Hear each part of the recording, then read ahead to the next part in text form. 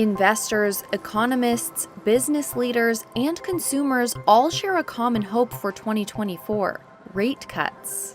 Some economies like the UK and Eurozone could have to wait until later in the year due to stubborn inflation and strong wage growth. But others, like the US, may see them as early as the spring. Here's Reuters economics and financial markets editor for the Americas, Dan Burns. Well, some borrowing costs for consumers and businesses have already started dropping just in the expectation that policymakers at central banks will cut their interest rates in 2024.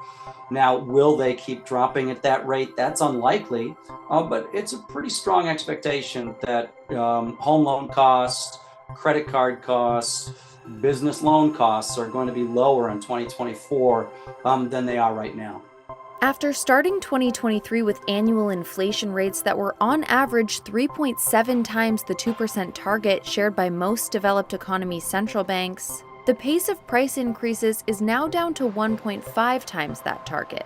Now, if at some point inflation stops improving, that's going to make central bankers edgy and less willing to bring down borrowing costs. But if the kind of progress that we've seen on inflation in the last few months holds course, that will give confidence to central bankers to begin lowering borrowing costs in the first half of the year.